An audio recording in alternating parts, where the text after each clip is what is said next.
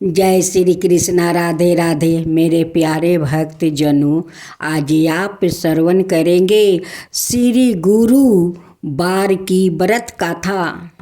भारत वर्ष में एक प्रतापी और दानी राजा राज करता था। वो नृत्य गरीबों और ब्राह्मणों की सहायता करता था। यह बात उसकी रानी को अच्छी नहीं लगती। वो ना ही गरीबों को दान देती और ना ही भगवान का पूजा करती, और राजा को भी दान देने से मना किया करती है। एक दिन राजा शिकार खेलने वन को गया हुआ था, तो रानी महल में अकेली थी। उसी समय बृहस्पति देव साधु भेष में राजा के महल में भिक्षा के लिए गया और भिक्षा मांगी। रानी ने भिक्षा देने से इनकार किया और कहा, हे साधु महाराज, मैं तो दान पुण्य से तंग आ गई हूँ। मेरा पति सारा धन लुटाते रहते हैं।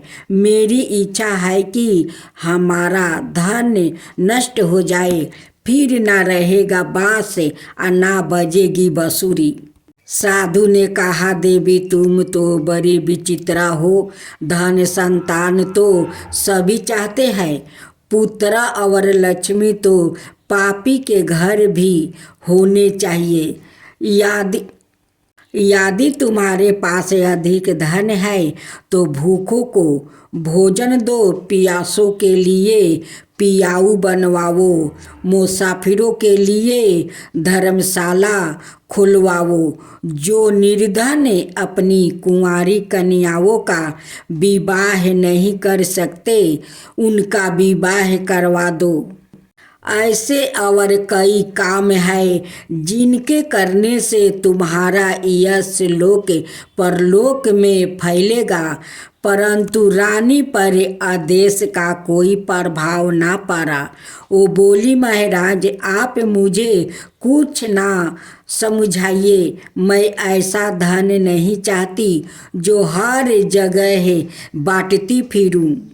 साधु ने उत्तर दिया, यदि तुम्हारी ऐसी इच्छा है तो तथास्तु, तुम ऐसा करना कि बृहस्पतिवार को घर लीप कर पीली मिट्टी से अपना सिर धोकर स्नान करना, भट्ठी चढ़ाकर कपड़े धोना। ऐसे करने से आपका सारा धन नष्ट हो जाएगा। इतना कह कर वो साधु महाराज वहाँ से अलोप हो गया। साधु के अनुसार कही बातों को पूरा करते हुए रानी को केवल 3 बृहस्पतिवार ही बीते थे कि उसकी समस्त धन संपत्ति नष्ट हो गई। भोजन के लिए राजा का परिवार तरसने लगा। तब एक दिन राजा ने रानी से बोला कि हे रानी, तुम यही रहो, मैं दूसरे देश को जाता हूँ, क्योंकि यहाँ पर सभी लोग मुझे जानते हैं।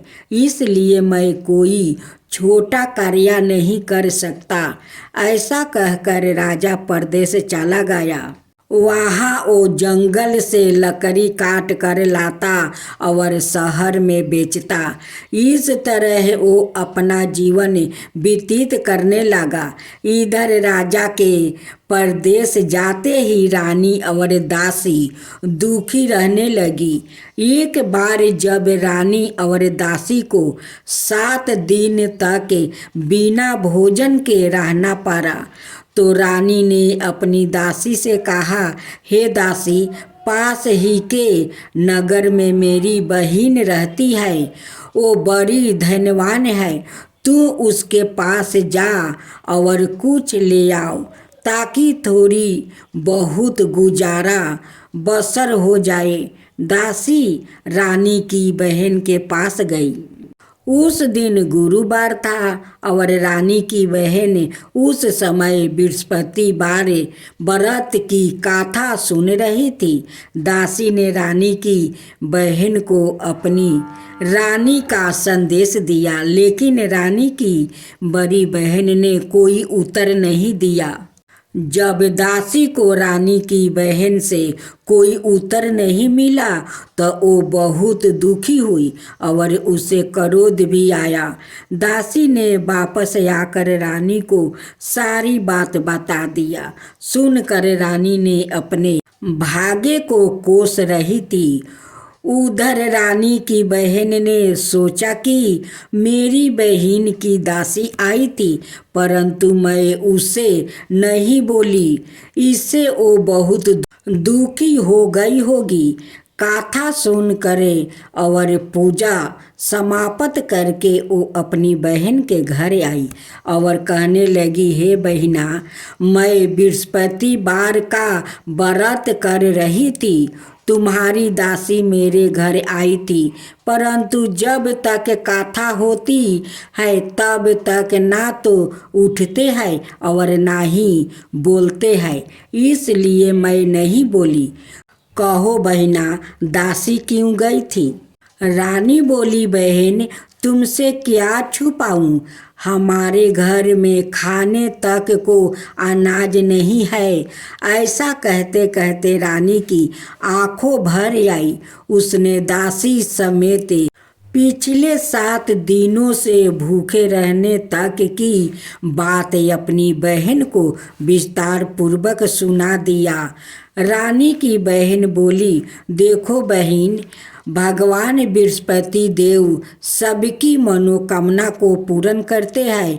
देखो, शायद तुम्हारे घर में अनाज रखा हो। पहले तो रानी को विश्वास नहीं हुआ, पर बहन के आग्रह करने पर उसने अपनी दासी को अंदर भेजा तो उसे सचमुच अनाज से भरा एक घड़ा मिल गया। यह देखकर दासी को बड़ी हैरानी हुई। दासी रानी से कहने लगी, हे रानी, जब हमको भोजन नहीं मिलता तो हम व्रत ही तो करते हैं, इसलिए क्यों ना इनसे व्रत और कथा की विधि पूछ लिया जाए ताकि हम भी व्रत कर सके। तब रानी ने अपनी बहन से बृहस्पतिवार व्रत के बारे में पूछा। उसकी बहन ने बताया कि बृहस्पतिवार के व्रत में चने की दाल और मुनका से विष्णु भगवान का केले की जड़ में पूजन करे और दीप जलाए, व्रत कथा सुने और पीला भोजन ही करे। इससे बृहस्पति देव प्रसन्न होते हैं। व्रत और पूजन विधि बताकर रानी की बहन अपना घर लौट गई। 7 दिन के बाद जब गुरुवार आया तो रानी और दासी ने व्रत रखा। घुड़शाला में जाकर चाना और गुड़ लेकर आई। फिर उसने केले की जड़ और विष्णु भगवान का पूजन किया। अब पीला भोजन कहाँ से आए? इस बात को लेकर दोनों बहुत दुखी थे। चूँकि उन्होंने व्रत रखा था, इसलिए बृहस्पति देव उनसे प्रसन्न थे। इसलिए वो एक साधारण व्याकृत का रूप धारण कर 2 थालों में सुंदर पीला भोजन दासी को दे गया। भोजन पाकर दासी प्रसन्न हुई और फिर रानी के साथ मिलकर भोजन ग्रहण किया। उसके बाद वो सभी गुरुवार को व्रत और पूजन करने लगी। बृहस्पति भगवान की कृपा से उनके पास फिर से धन संपत्ति आ गई, परंतु रानी फिर से पहले की तरह आलसाई करने लगी। तब दासी बोली, देखो रानी, तुम पहले भी इस प्रकार आलसाई करती थी। तुम्हें धन रखने में कष्ट होता था, इस कारण सभी धन नष्ट हो गया और अब जब भगवान बृहस्पति की कृपा से धन मिला है तो तुम्हें फिर से आलसाई होता है। रानी को समझाते हुए दासी कहती है कि बड़ी मुसीबतों के बाद हमने यह धन पाया है, इसलिए हमें दान पुण्य करना चाहिए, भूखे मनुष्य को भोजन कराना चाहिए और धन को शुभ कार्य में खर्चा करना चाहिए, जिससे तुम्हारे कुल का यश बढ़ेगा, स्वर्ग की प्राप्ति होगी और पितरों प्रसन्न होंगे। दासी की बात मानकर रानी अपना धन शुभ कार्यों में खर्चा करने लगी, जिससे पूरे नगर में उसका यश फैलने लगा। बृहस्पतिवार व्रत कथा के बाद श्रद्धा के साथ आरती की जानी चाहिए। इसके बाद प्रसाद बांटकर उसे ग्रहण करना चाहिए। एक दिन राजा दुखी होकर जंगल में एक पेड़ के नीचे आसन जमा कर बैठ गया। वो अपनी दासा को याद करके व्याकुल होने लगा। बृहस्पतिवार का दिन था। एकाएक उसने देखा कि निर्जन वन में एक साधु प्रकट हुआ। वो साधु भेष में सवाए बृहस्पति देवता थे। लकड़हारे के सामने आकर बोले, हे लकड़हारे, इस सुनसान जंगल में तू चिंता मगन क्यों बैठा है?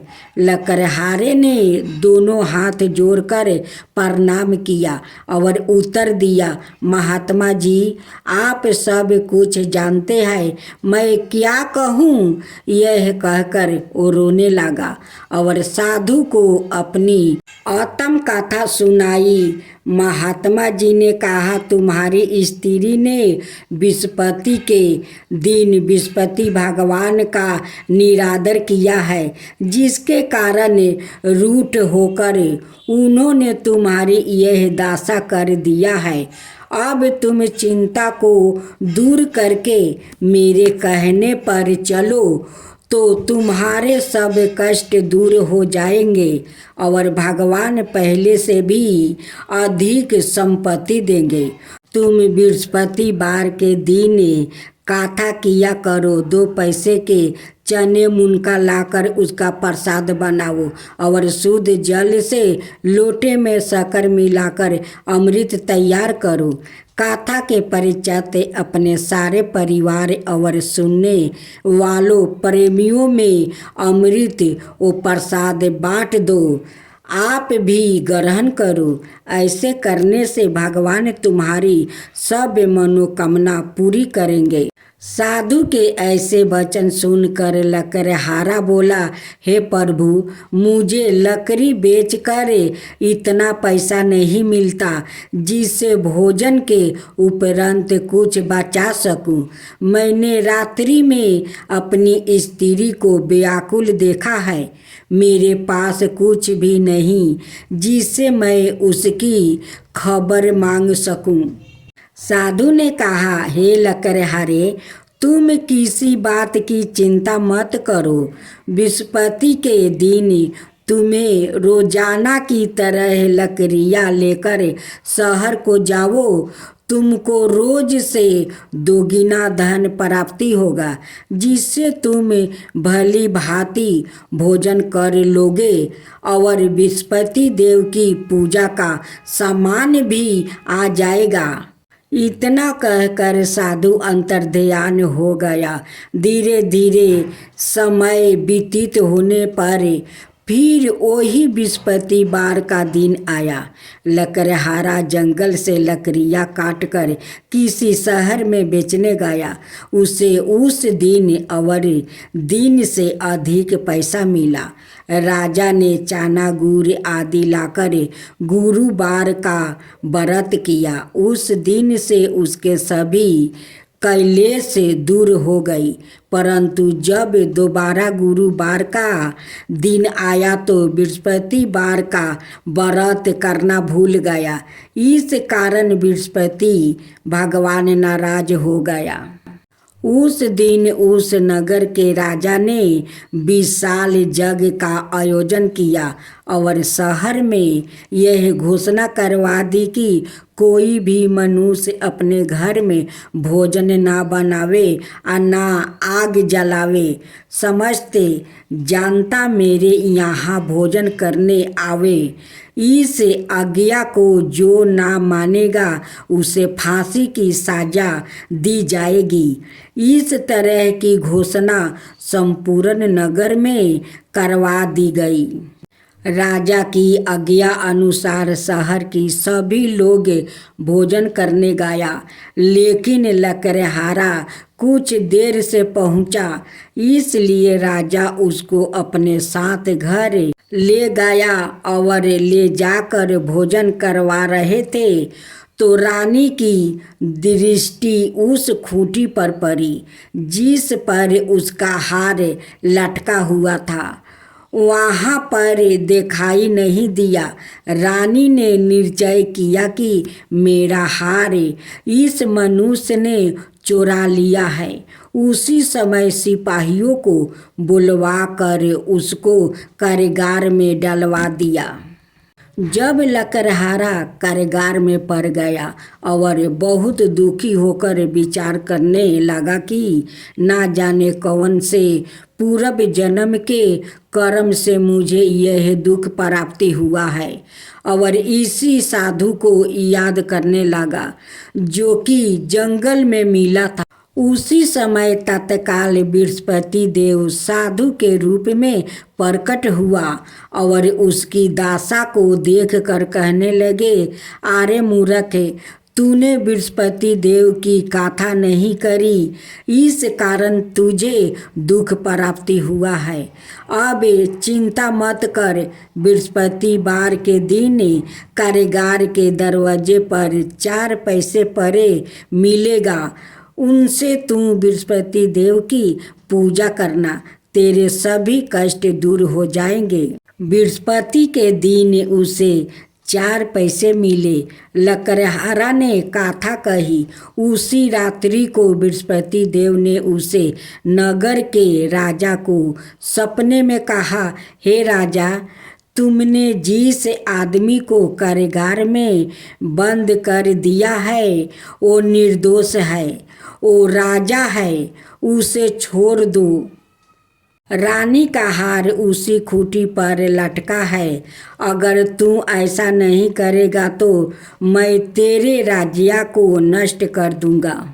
इस तरह रात्रि के सपने को देखकर राजा प्रात काल उठा और खूंटी पर हार देखकर लकड़हारा को बुलवा कर क्षमा मांगी और लकड़हारा को योग्य सुंदर वस्तु आभूषण देकर विदा कर दिया। बृहस्पति देव की आज्ञा अनुसार लकड़हारा अपने नगर को चल दिया। राजा जब अपने नगर के निकट पहुंचा तो उसे बड़ा आश्चर्य हुआ। नगर में पहले से अधिक बाग, तालाब, कुएं और बहुत सी धर्मशाला, मंदिर आदि बन गई है। राजा ने पूछा, यह किसका बाग और किसका धर्मशाला है? तब नगर के सब लोग कहने लगा, यह सब रानी और बंदी के है। तो राजा को आश्चर्य हुआ और गुस्सा भी आया। जब रानी ने यह खबर सुनी कि राजा आ रहे हैं तो उन्होंने बंदी से कहा कि हे दासी, देख, राजा हमको कितनी बुरी हालत में छोड़ गया था। हमारी ऐसी हालत देखकर वो लौट न जाए, इसलिए तू दरवाजे पर खड़ी हो जा। आज्ञा अनुसार दासी दरवाजे पर खड़ी हो गई। राजा आए तो उन्हें अपने साथ ले गई। तब राजा ने क्रोध करके अपनी रानी से पूछा कि यह धन तुम्हें कैसे प्राप्ति हुआ है? तब उन्होंने कहा, हमें यह सब धन बृहस्पति देव के इस व्रत के प्रभाव से प्राप्ति हुआ है।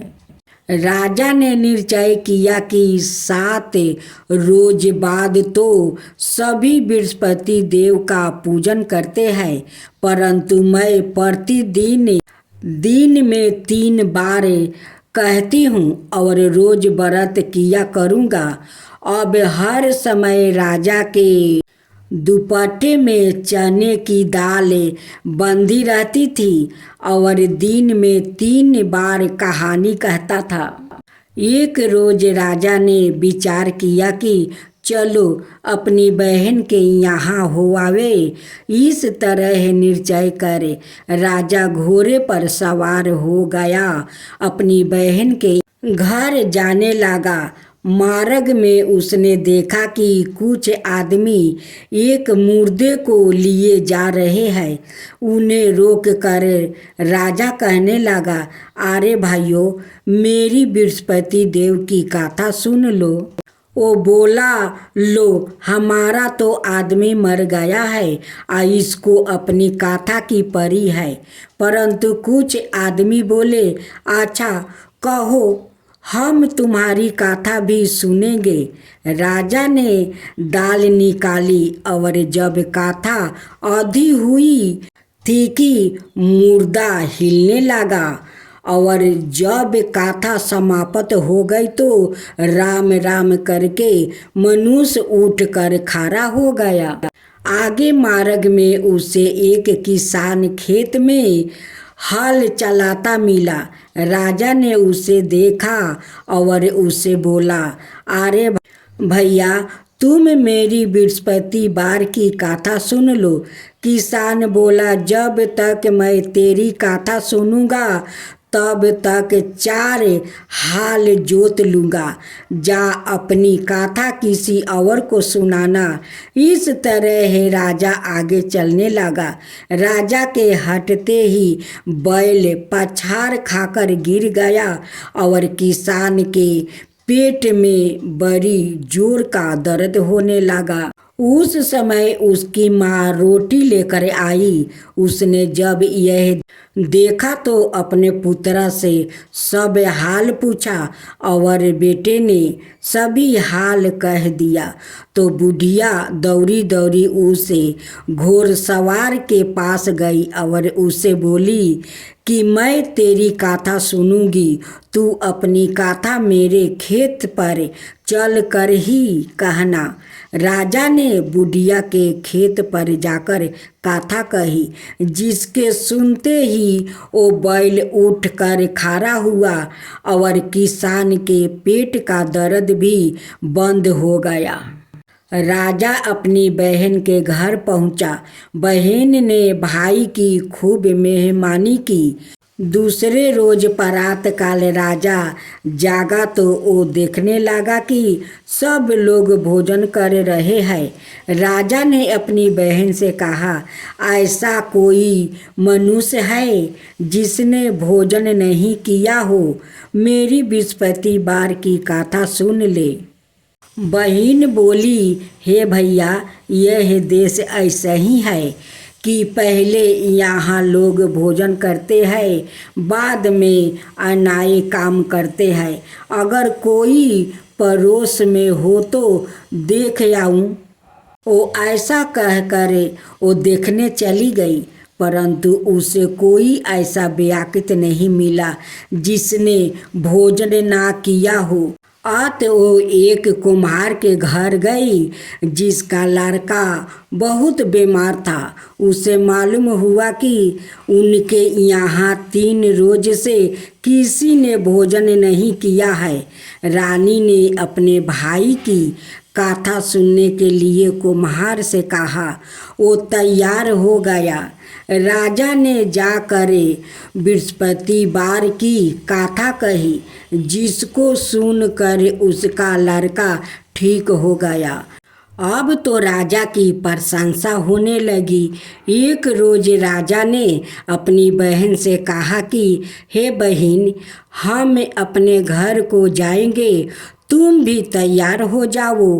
राजा की बहन ने अपनी सास से कहा कि सासू माँ मैं जाऊँ? सास ने कहा हाँ चली जा, परंतु अपने लड़कों को मत ले जाना, क्योंकि तेरे भाई के कोई औलाद नहीं है। बहन ने अपने भैया से कहा हे भैया मैं तो चलूँगी पर कोई बालक नहीं जाएगा।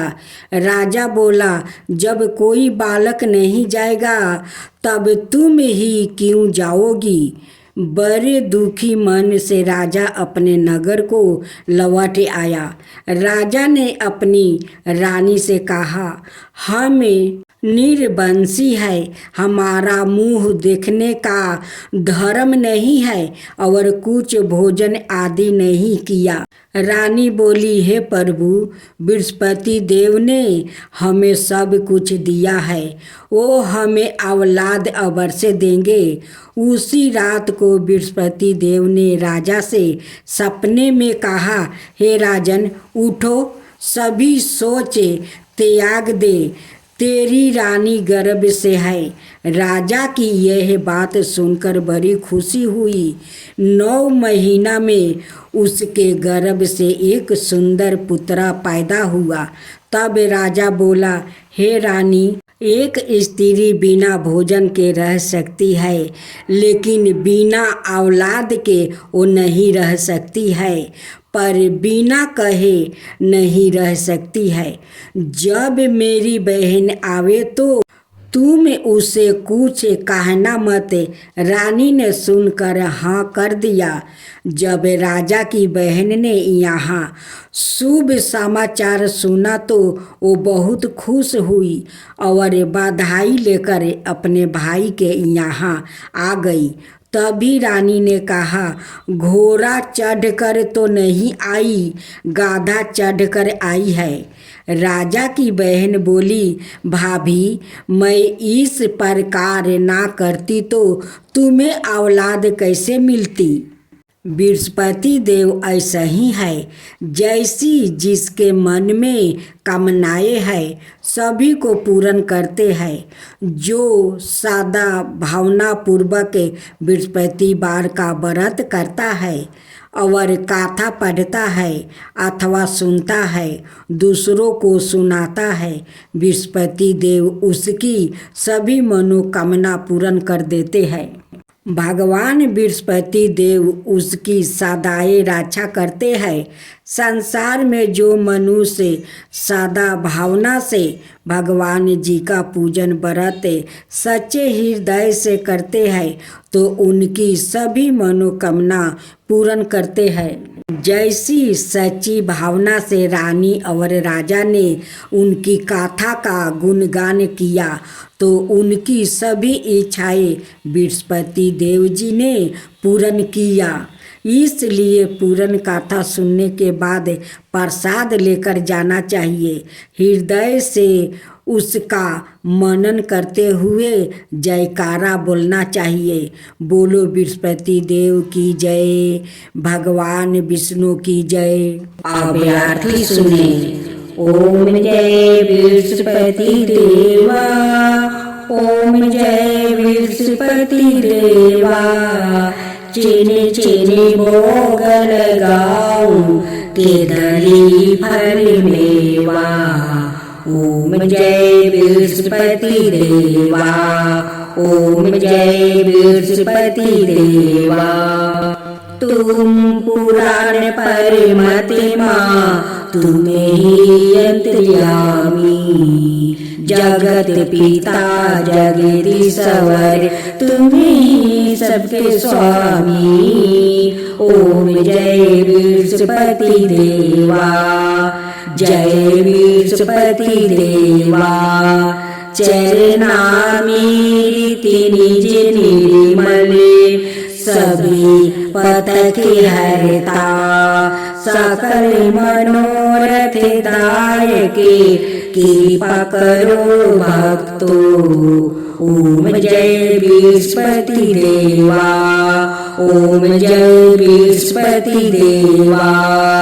तन मन धन अर्पण करे, जो जन शरण परे, प्रभु प्रकट तब हो करे, आकर दुआरे खरे। ओम जय बृहस्पति देवा, ओम जय बृहस्पति देवा। दीन दयाल दयानिधि, भक्तन के हितकारी, पाप दोष सब हरता, भाव बंधन हारी। ओम जय बृहस्पति देवा, ओम जय बृहस्पति देवा। सकल मनोरथ दायके, सब संशय हरो, विषय विकार मिटाओ, संतन सुखिकारी। ओम जय बृहस्पति देवा, जय बृहस्पति देवा। जो कोई आरती तेरी प्रेम सहित गावे, जो कोई आरती तेरी प्रेम सहित गावे। जेठ आनंद आनंद करे, सो निश्चय पावे। ओम जय बृहस्पति देवा, ओम जय बृहस्पति देवा। सब बोलो विष्णु भगवान की जय, बोलो बृहस्पति भगवान की जय।